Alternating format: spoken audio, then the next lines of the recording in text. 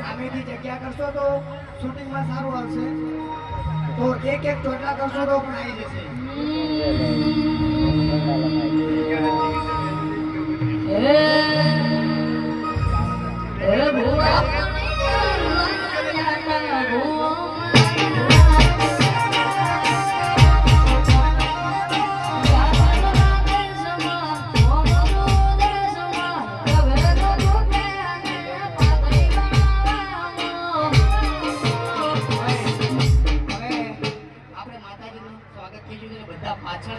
માતાજીને સારો ડાળો પાછળથી